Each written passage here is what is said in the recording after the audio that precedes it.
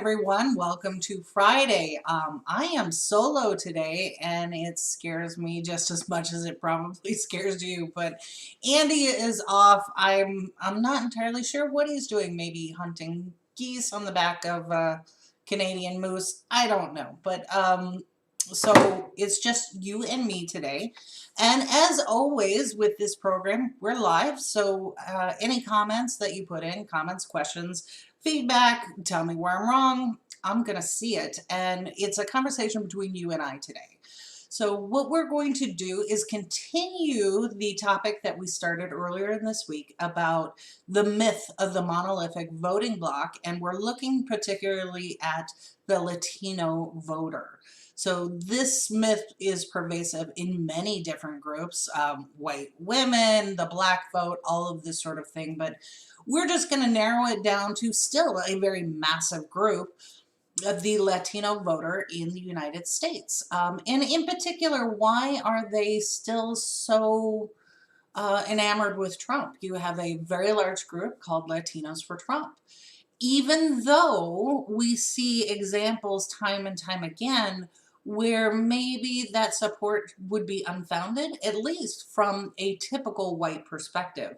And I believe my thesis in this entire series is that white people don't understand our neighbors, and that crosses the board in many different ways, in particular those that we believe inherently are non-white voters. So we're taking a look at all of that today, and I am very excited that later in this program we're going to bring you an interview with Mike Tauler, who is obviously a U.S. citizen, voter, volunteer. He's an election judge, all of these sort of things, and he's of Cuban heritage. So he's going to answer some of those questions for us from a Cuban perspective. And then later on this week, I'm really excited about an interview that we're going to do with a very nice lady who is Puerto Rican.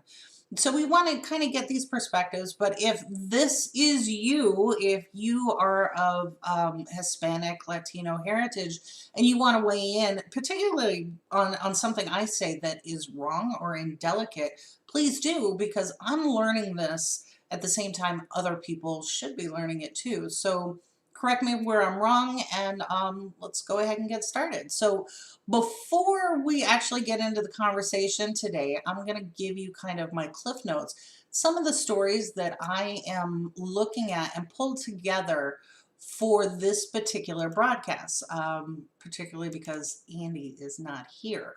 So let me go ahead and post this in the comments. So hopefully if you get some time today and you want to read some of the things that I'm going to look at and talk about, weigh in on this particular conversation or consider it, and we'll be back here next week, and I'm happy to talk about all of these subjects. So I have just now posted in the chat, and you can see this on our Facebook page, on our Twitter, YouTube, all of those channels, all of the links that I'm about to talk about today. So let's go ahead and get started.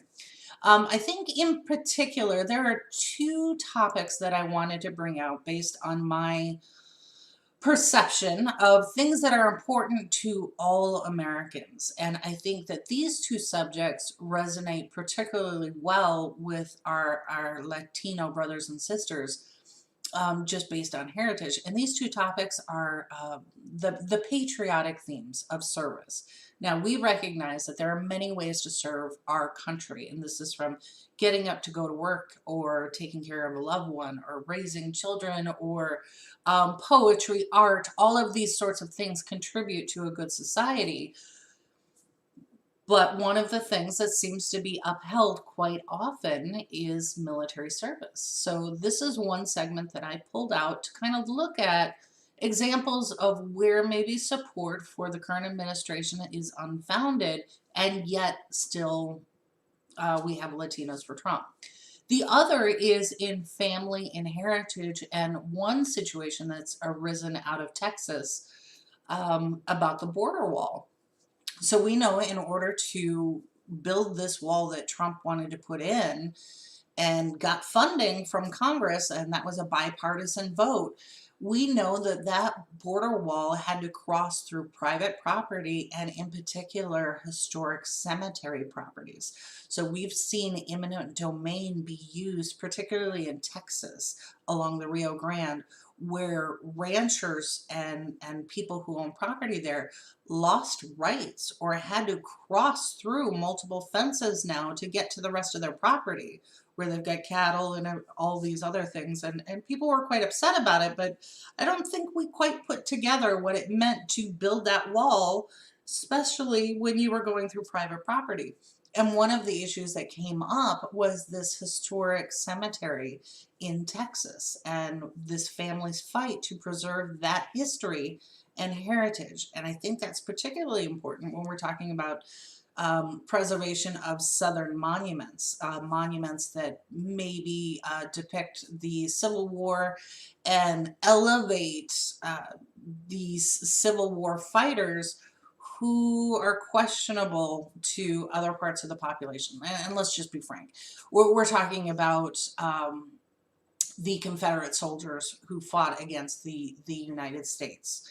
A lot of people are calling them traitors, some people are calling them heroes. But if you're going to elevate a statue, why then wouldn't you preserve and protect a cemetery that is sacred from a religious perspective and also from a family and heritage perspective?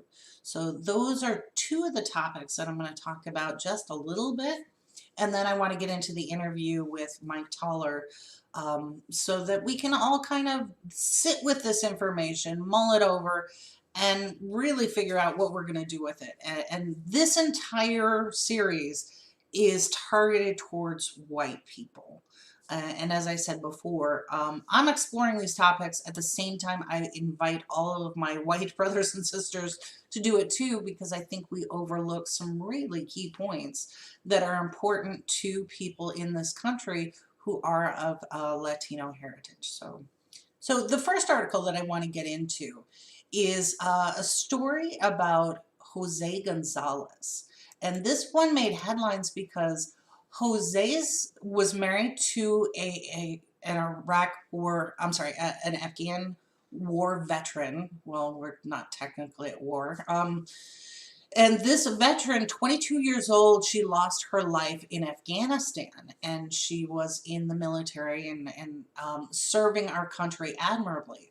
Her spouse, Jose, was back in the United States. Now, Jose, according to these stories, he crossed the border illegally and when he was a teenager looking for a better life and work and things like that. And he met this wonderful woman who is an American citizen. They fell in love, got married, had a child. And she went on to serve her country, and he was serving the country by maintaining the home and working. He was, working every day, raising their child. Well, when she died, they reopened the case for this particular gentleman and decided to deport him. And so their daughter was left with grandparents. So this case made headlines because now we have kind of this convergence of patriotism and elevating the military and military families, the sacrifices they make, with someone who's going to work and a good father, single father at the time, and then a widower, and he was being deported. So now we had to take a look at how our laws work. And the way that it was supposed to work is anybody who is connected to an active duty service member, whether they themselves were here illegally, overstayed a visa or whatnot, or a family member, and this could be a spouse, a brother, a sister, parents, that sort of thing. The way the law reads is they are supposed to get an extra consideration, and their case through immigration is supposed to be delayed. Now, this is obviously a layman's term on explaining these particular topics, but that's how it's supposed to work. So when we say come here illegally, we're talking about adhering to our own laws. Well, here is a case where our own laws were not followed by the immigration department. So where does it end, right? So in this particular case, because Jose Gonzalez's situation made such headlines, that the military tribunals and ICE reversed their decision to deport him. Now, this is just one case. And I think what is interesting is because this gentleman was able to get media attention, his family was able to put the attention on what was going on that they saw as a wrong, and enough people stepped up to say, yeah, this is wrong, that the decision was reversed. Now, according to Military Times, the estimate is that there are over 11,800 service members who are dealing with a similar situation.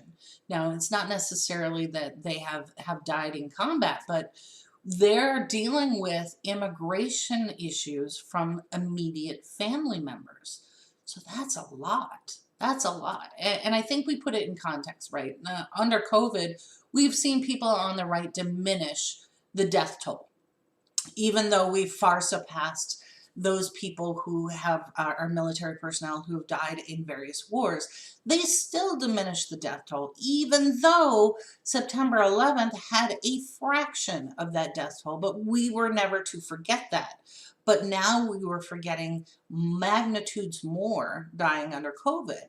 So here you have a subset of the military, which is a small population as it is. We have a voluntary military. And of that group, you have 11,000 service members, active service members, who are affected by this particular situation. That's a lot of people, right? So the other part of this is, this has been going on for a while. So this particular article is from 2019. And there's one thing that I want to point out from this. So this is obviously from WBEZ here in Chicago, but this story made headlines across a number of publications when we were talking about ICE deportations, particularly of military servicemen. I would ask you to recall that in our service promise to people who voluntarily stepped up, we opened the door to people who were here, who overstayed a visa or arrived in the country illegally, or the DACA. These are the people who were brought over as very young children, didn't have a choice, but they were brought in by their parents illegally. We opened the door to those people and said, if you will put your life on the line, put your life on hold, and serve in our military as a commitment to this country, as a demonstration of your commitment to building a good society, we will accelerate the path forward for you to become a naturalized citizen. So a lot of people responded to that. And what did we end up doing? We ended up taking those service members and deporting them. So right now in Tijuana, on the Mexican side, in Tijuana, Mexico, there is an enclave of military veterans, American military veterans who have been deported, who are waiting for some type of amnesty.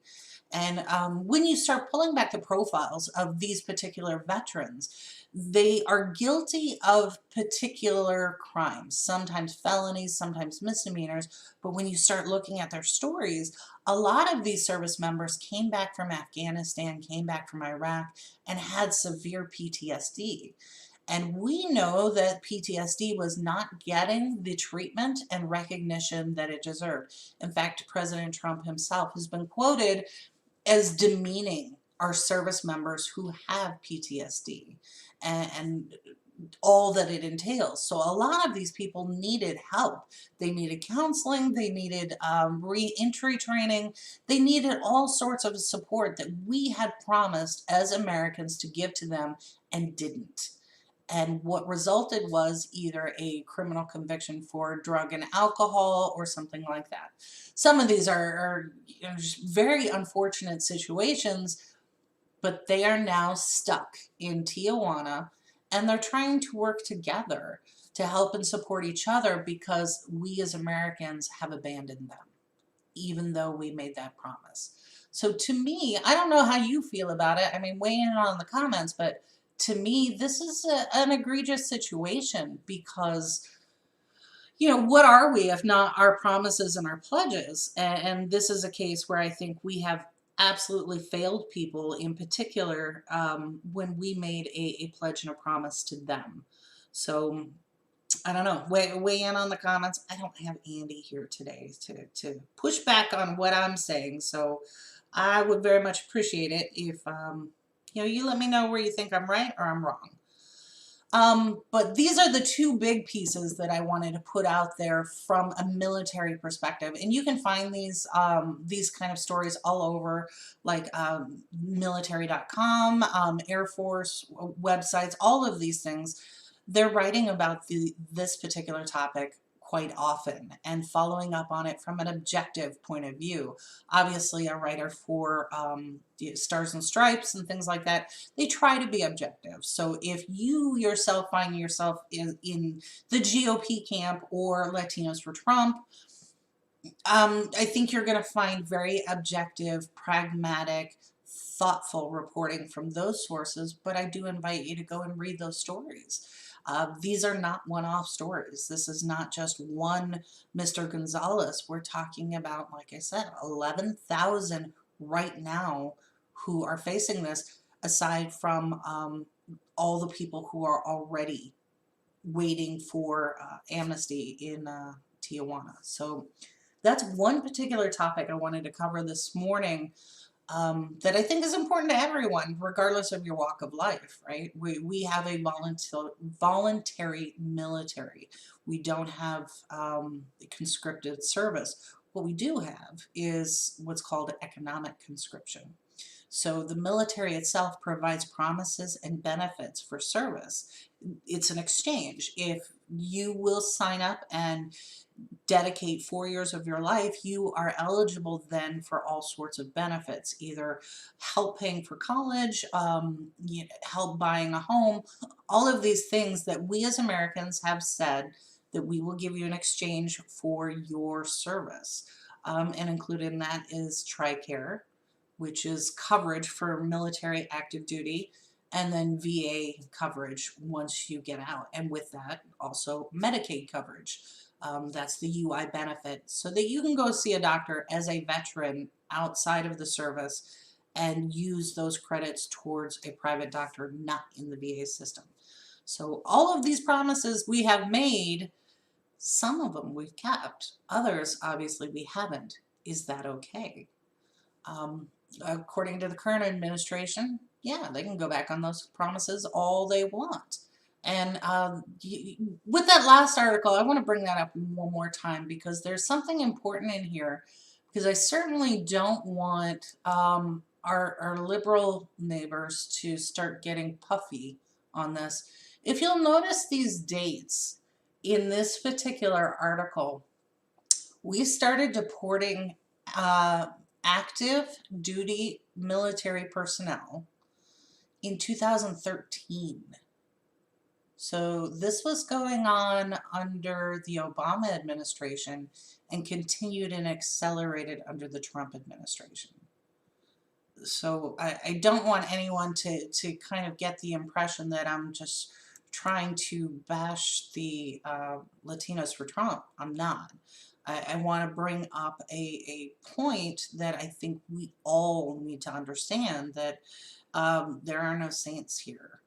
What we're doing to other people is wrong, whether it's done on red team or blue team, okay? So the other part that I wanted to bring up, and I mentioned before, was about this idea of how we treat each other in heritage and history, and particularly sites where we bury our relatives. And this story came out in 2019, which I think was pretty important when we talked about the border wall. Now, if you recall that the bipartisan support and financing of the border wall has been happening from 2019 to 2020. So this is where members of Congress, both Democrats and Republicans, paid for parts of this wall. And even the Trump administration itself has taken money from the VA, the Veterans Administration, to finance part of the wall. right? So now this wall, where it stretches from Southern California all the way through to Texas, the Rio Grande, it definitely cuts through private property. So what they've been doing is eminent domain for that, as well as just, outright taking, just moving ahead with plans. And one of these properties is this historic cemetery in Texas. Now, this is a cemetery where early 20th century Jackson's descendants on the Rio Grande have been buried here for over 100 years. And this woman, Ramirez, who is a descendant of Jackson, so Jackson himself was a landowner, and he owned slaves in a plantation. But what he was doing was he was making that area the first stop in the Underground Railroad. So his wife was a freed slave. And what they were doing was using their plantation and their area to free slaves and send them up north or across the border to Mexico, where they would be free. So it's historic on many levels. And just it's already a recognized historic site. Ramirez herself is a descendant of Jackson, and she was fighting to keep the heritage and history of this cemetery, which has already been recognized by the U.S. Historical Society. So she was started this fight in 2019 to preserve it. And she was told by the U.S. Customs and Border Protection that they would avoid this, because obviously they didn't want the big media outcry, and they didn't want to upset people. So they told Miss Ramirez, we're not going to do any of that. We're going to go around it. We're going to find another way. So this border wall, it's not necessarily like a highway. Like U.S. highways have to have certain stretches that are straight line. And for those who aren't aware of that, that was in case you needed an airplane to make an emergency landing. The border wall is not the same. The border wall can move around properties if they choose to. And they were telling Miss Ramirez and all of these folks that were interested in preserving the cemetery that that is what they were going to do. Well, let's fast forward to this year. This year, and this is from The Intercept, this year the border wall construction is going right through the cemetery. So while they were making promises and pledges to her, what they were actually doing was just the opposite. So now you have this historic cemetery and property that a lot of it is going to be dug up, and the graves are going to have to be moved. And so when we have this fight about Southern monuments and a statue, which is more important, the cemetery or this statue? Right? So this is where the whole argument breaks down for preserving heritage.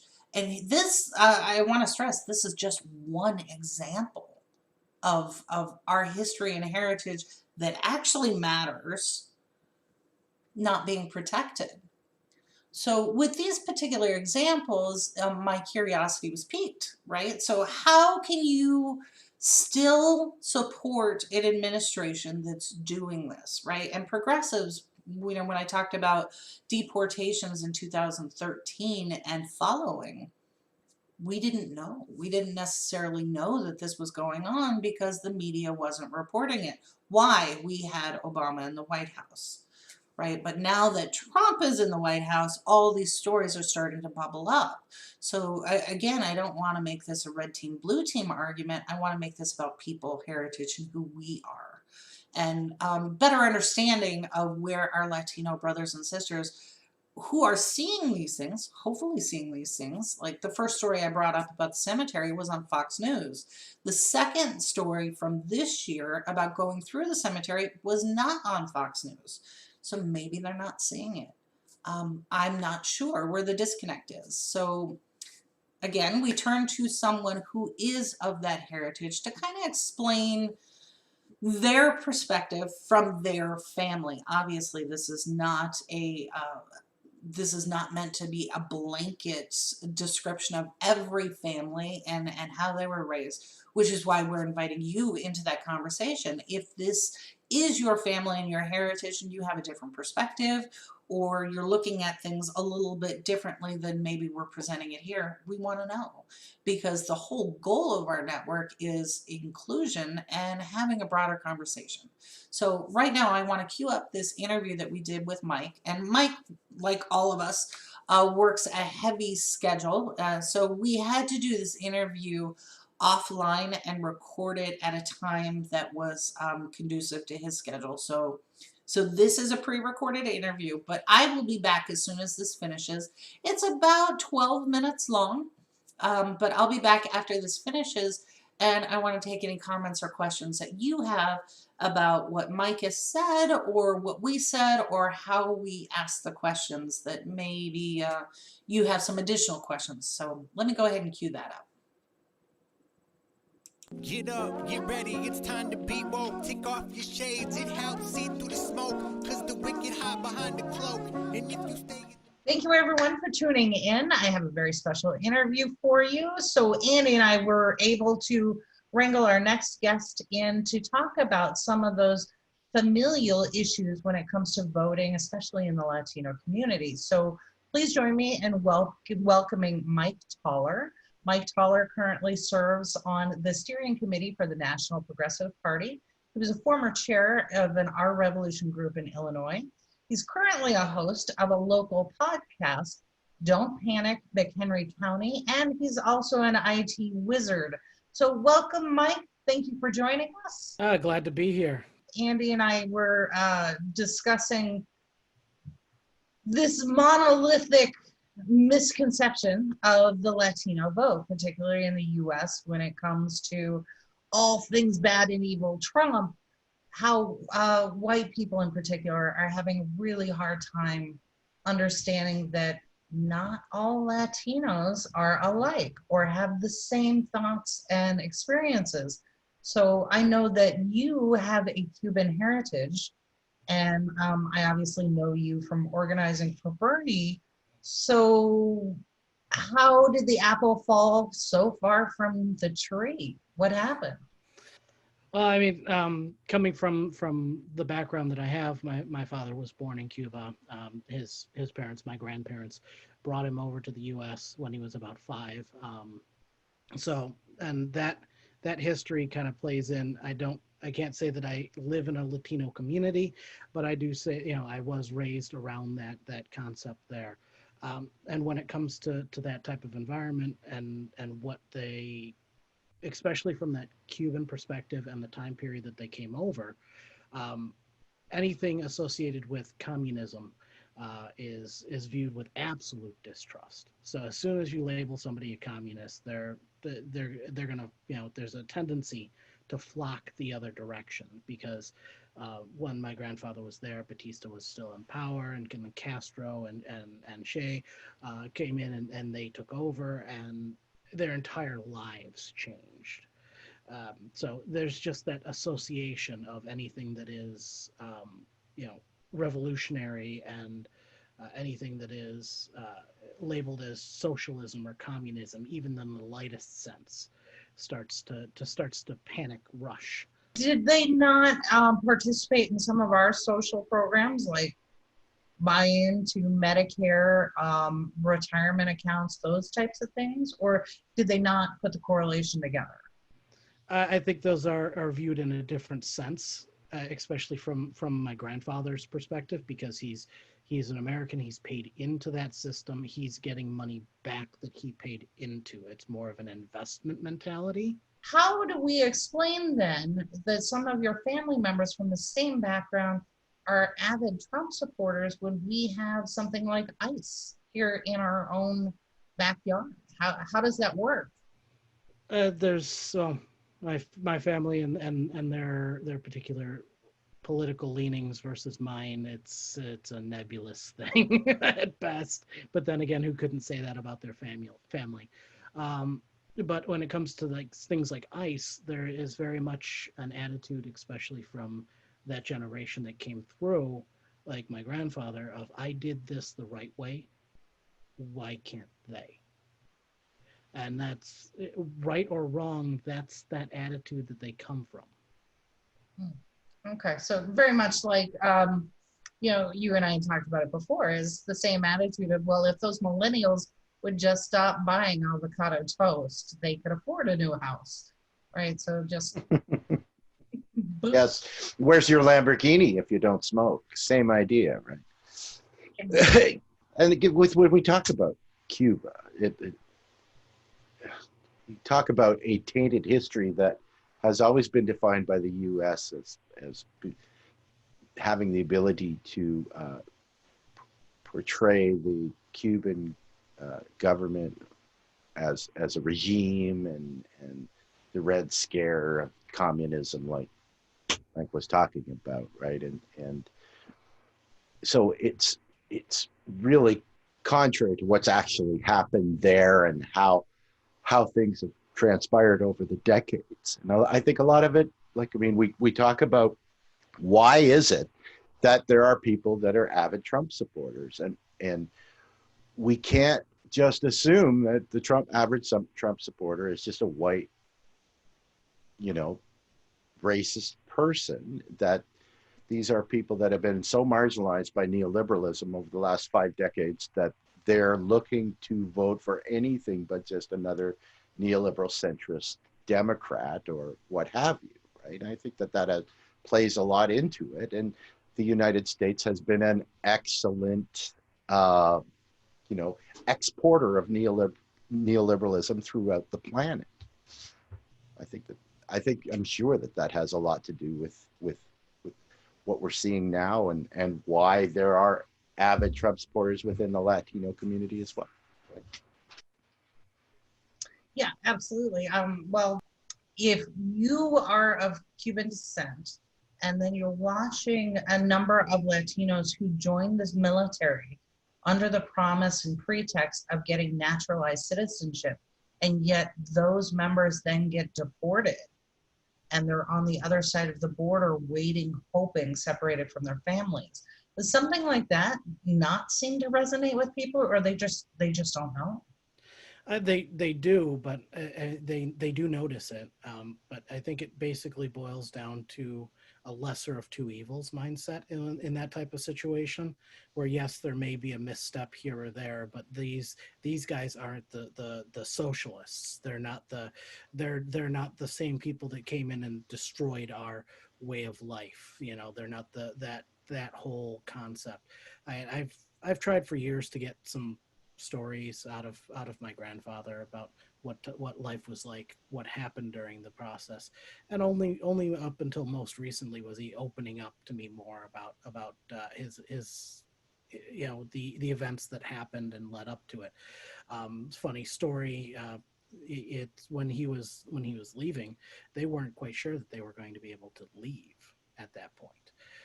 When he had all of his paperwork in order, and up until the very last minute, it could have turned around and been revoked like that, and he wouldn't have been able to leave.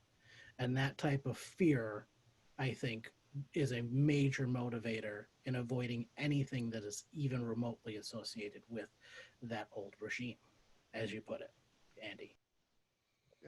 Well, that makes absolute sense, right? Any parent, you would think, trying to leave a situation that is so dire and having that kind of a fear, that uncontrolled fear, it's going to make a lasting impression. It's trauma that they carry with us.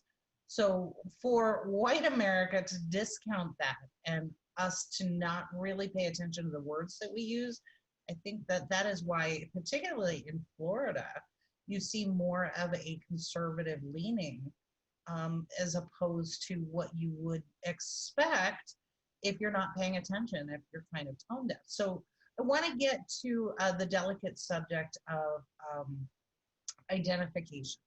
And this is something that I've been kind of exploring on my own, so forgive me if it's indelicate, but would you consider yourself white? Yeah, I do. I do consider myself white, and so does my father and my grandfather. Okay. All right. So this is something that I think I never really paid any attention to, but when we go through the forms here, and for those who are watching outside of the US, the forms always have black, white, not Latino. So the category is white, not Latino. And Usually it's more white, and then there's of Hispanic or not Hispanic origin. right, so they separate it, and for an Anglo, you know, my parents come from Poland and Ireland. I never paid attention to it, but the reality is, it speaks to an entire group of people here who are Latino and consider themselves white. And I think that that is the point that we keep missing here from a democratic point of view, small d Democrat. And then in particular, we're also exploring some stories where you have Latinos involved in what are known to be alt-right racist groups. So it's an interesting dynamic. And I'm obviously not going to have you speak to you know, alt-right groups and Latino participation unless you can. But I mean, I can talk about what might motivate them to that, but again, that's from kind of tangentially associated only through my grandparents, if you will, because my father wasn't. We didn't speak Spanish growing up in the home. My father didn't speak Spanish to me. When my grandparents would complain that he wouldn't do that, he goes, "Why? We live in America." And they're like, "Well, we want to be able to talk to him." And he goes, "You speak English. You can talk to him." And they were very disappointed when I took German in high school, not Spanish.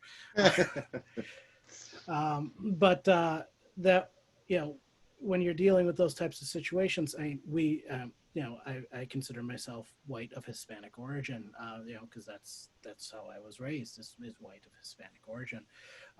And I mean, and I think Andy might know a little bit more about this. He has that unique Canadian perspective where they can overshoot the U.S. and deal with Cuba. Yes. There is a large disparity even within Cuba between darker skinned Cubans and lighter skinned Cubans, and you get the almost black Cubans, and they are very socially different as I understand it from that outside angle. Cuba is a very unique place culturally. And as an example, I've been to Cuba probably 10 times on vacation, enough times that when I go to a place like a hotel or a resort to stay in Cuba, half of the time I'm staying with friends in the city of Holguin, right? So I've got a lot of local friends there. A number of times I've been asked if I'm Cuban, right? And it's just the unique makeup of the people, that it's just that their color, you know, and the whole thing is a great demonstration to show you why you shouldn't be racist, right? Because the difference between light-skinned and dark-skinned, or a Canadian guy who's pasty white because it's so freaking cold in this country can go into Cuba and be a local, right? So, it's a very interesting place. And the people are absolutely unbelievable there. I've never met a single person in Cuba that I didn't absolutely respond to favorably anytime I've gone there. I love it there. It's a great place to go for vacation. The few things that they have, they offer to you. I'm a typical Canadian that I'll take a bunch of my daughter's clothes that she doesn't wear anymore to take down to give to the local people and that kind of thing. So it's a very amazing place to be. But again, it is culturally, it's quite a bit different than any other places around. so it kind of speaks to the human tendency to further divide ourselves into tribal groups, our team, right? Light team, dark team. And what's amazing to me is, even on the Irish side, we had in Ireland, there was a large influx of Mexican immigrants who came over. So we have the dark black, and by black I mean tan, Irish now. So you have that further segmentation in Ireland because of the migration of Mexicans at one particular time. So Mike, now here's your opportunity to educate everybody as well as we can in this brief segment. What do you want them to know about the Cuban heritage and how it relates to voting, demographics, how we talk to people, what's going on here that white people should really be paying attention to? Especially when it comes to the older generation of Cubans that did come here during the upheaval, that did come to the U.S. during that time period. You want to absolutely avoid those words, those forbidden S and C words of socialism and communism, because there will be a tendency. I'm not saying that every single one of them is going to react that way. Again, there's no group is a monolith, but there's a tendency for that group to shy away from that, to literally turn their backs on it and walk away, simply because of what they've experienced. Because a lot of those that came over during that time and came over after that time came over because they were on that losing side. They did experience that hardship, that loss, and complete upheaval in their, of their entire known life. And when you have situations like we have right now going on, and with the Black Lives Matter protests and the rioting in the streets, that are totally 100%. Especially on the Black Lives Matter, and I'll even say it here a little bit. I can see the reasoning behind the rioting. I may not necessarily agree with the methods that are put forth, but I can see the reason. But a lot of them will look at that and see what they saw right at that time, and that frightens them, because that's that coming back to haunt them. I can see that. I can understand why you would say that. Interesting perspective, Mike. Thank you so much for joining us to offer some input here. And I hope that you will join us again to further explore this, because I think that this is such a big topic. We're just not going to do it justice in short segments, especially as we get closer to the general election here in November. So thank you. I hope that my interview gets you somebody that is much more in tune with the community than I am. And like I said, I'm kind of tangentially associated with the community through my grandparents. I reach out to your audience, and you can come forward and do it too if I can. Great advice. Thank you very much. That's right. And we don't expect you to get up really early. We've even moved our show an hour later, right? So you can even sleep in, right? Good point.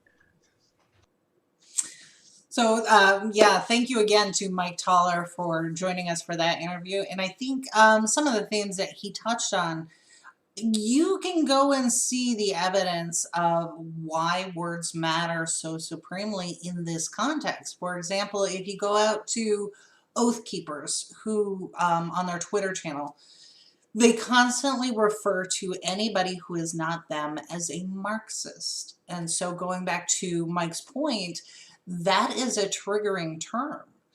So for a group like this alt-right, clearly racist group to be labeling everyone else as a Marxist is going to get the attention, particularly of an older generation who went through that kind of trauma, to now believe that that same thing is happening here in the United States. What is not getting out is the argument about due process and equal protection, and clearly highlighting those two principles that are so important. They're listed twice in the Constitution. That message isn't getting out. And in particular, I really thought it was interesting when Mike was talking about how to talk to this particular generation and sit down and again, that words and terminology matter, because when we saw Senator Sanders in both runs for president, they were already prepping by calling him a socialist, and then he himself took on the moniker of Democratic Socialist. the American population is not nearly savvy enough. I would have argued contrary to what I'm saying now, but the evidence is clear. The American population is just not savvy enough politically to understand ideologies. For example, we see people on the right who often get communism and socialism mixed up. There are so many people who don't understand the basics of civics, let alone what fascism is and what it looks like. And here are very clear examples that we can see every day in this country of fascism. They don't understand oligarchy. So when we're talking to our neighbors and we're having a political conversation, or even one just on social programs, these are things that we all really need to keep in mind about how we're talking to people and how we're explaining it. Because as progressives, we know that progressive policy is center. It is not far left. It is not radical. And when we're having these conversations about what these programs and policies really are, we get wide support from all across the political spectrum. And that's why language matters. And then in addition to that, Andy and I talked about on our last show how the Republicans were able to build these relationships within the Latino community, particularly within the Cuban community, because they invested time and effort to listen. They treated people, not like pink poodles, and they sat down and listened to what their concerns were. Now, we can debate all day long whether they actually answered those concerns or if it was lip service, and if the DNC is doing the exact same thing. So while we're getting closer to a major election here, the general election in November, and all of these races, not just the top ticket, but all of them down ballot matter, these are things that we really need to pay attention to, right? And one of the races that I would point to clearly is Debbie Wasserman Schultz in Florida. How does she keep getting elected, right?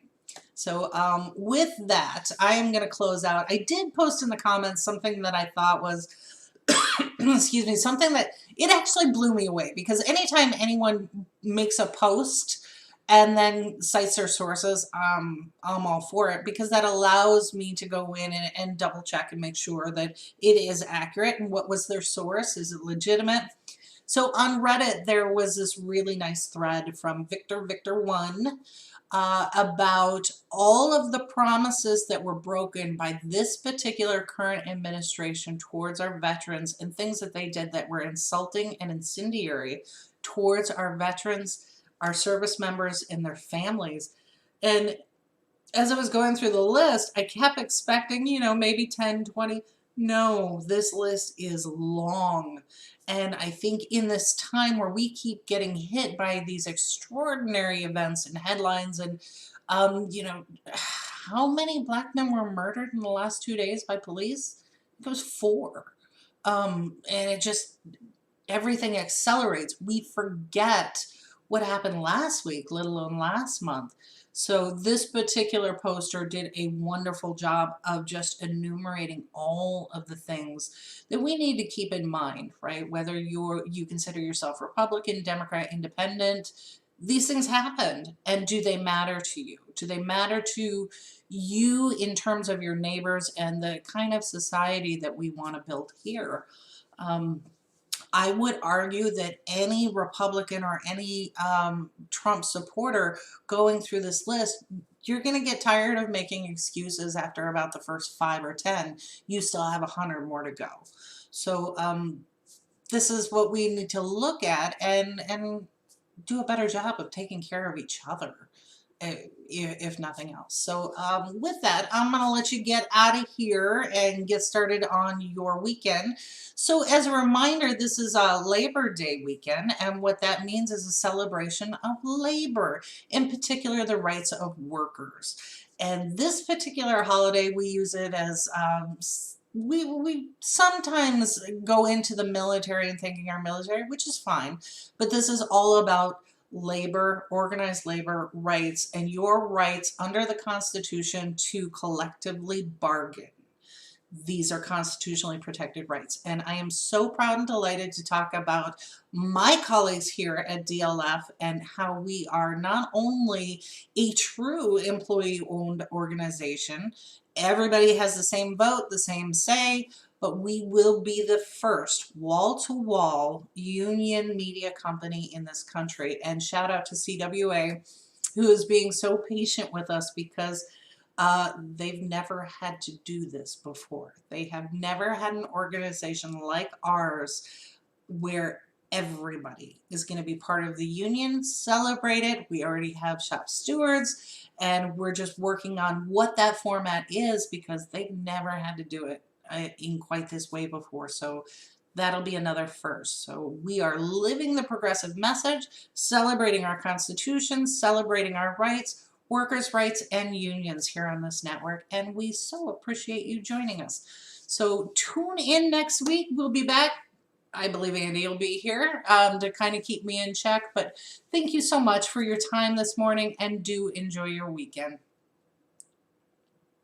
We bout that, ayy. We in the zone, we out here, yeah. Spitting the facts, how it's supposed to be. Have the dog, we keep it in G.